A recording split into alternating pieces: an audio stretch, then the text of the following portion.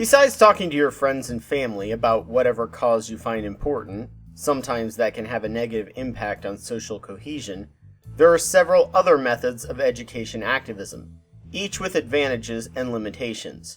These include attention activism. These methods work more like advertising and do not cover many nuances or detailed arguments. They are used to raise awareness and hopefully provoke discussion. Protest. This is the most well-known form of activism. Its advantages are that if your numbers are high enough, it can cause media buzz and affect a change in political discussion, if the media is doing its job. Its weakness is that if it's too small, it only reaches people who happen to pass by. If your area is oversaturated with small protests, their effectiveness becomes slightly reduced. Guerrilla protests. These protests are small, often 2 to 4, on the sides of roads and bridges over intersections.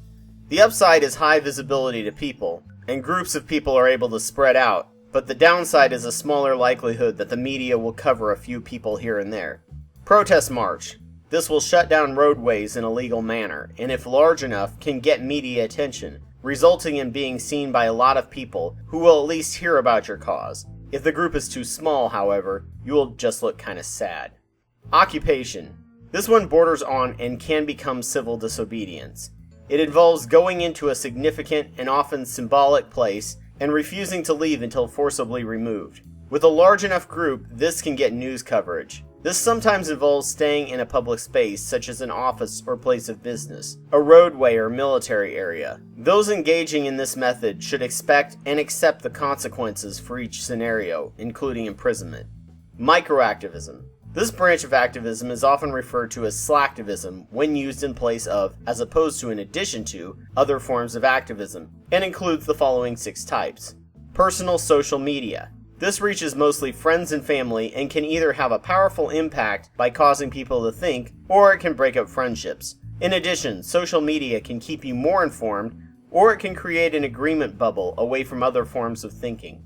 Blogging. This approach is similar to taking buckshot to a map of the earth. You can do detailed education and discussion, but it is completely random where the messages will hit. If you're trying to educate people in a local area, this is not the best method, but it's great if you don't care about geographics. Public social media. This has a mix of the upsides and downsides of both blogging and personal social media, but with a bonus of short messages and communicating for events and protests. Discussion forums. This activity can allow for deeper understanding of a topic for both you and a person with whom you're debating and discussing. In addition, comments from others can help you find flaws in your own arguments and correct them for better understanding and debating down the line. Letters to the editor. While not nearly as impactful as it was in the past, this is a method to inform the local middle age and senior populations.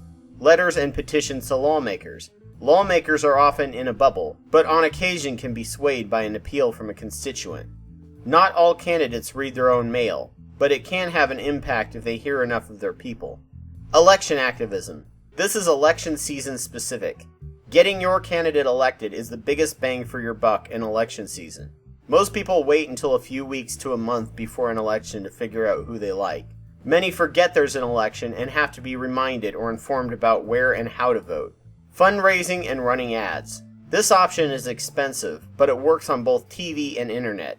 The politically engaged have made up their minds, but these ads target the fence sitters. Canvassing. This is one of the best proven ways to get people out to the polls. Unfortunately, it also feels like you're invading someone's home, and the activity is associated with annoying religious people and sleazy salesmen. Phone banking. This is the other best proven way to get people to the polls, by reminding them when to vote and where. Sadly, it also feels very invasive and is associated with telemarketing. Driving voters to the polls. Volunteering to drive people to the polls who request it during the phone banking and canvassing can make a difference. This ensures that more people vote, and if they haven't made up their minds, they might be swayed by your generosity. Voting.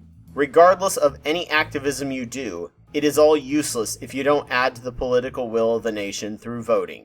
Get out there and vote.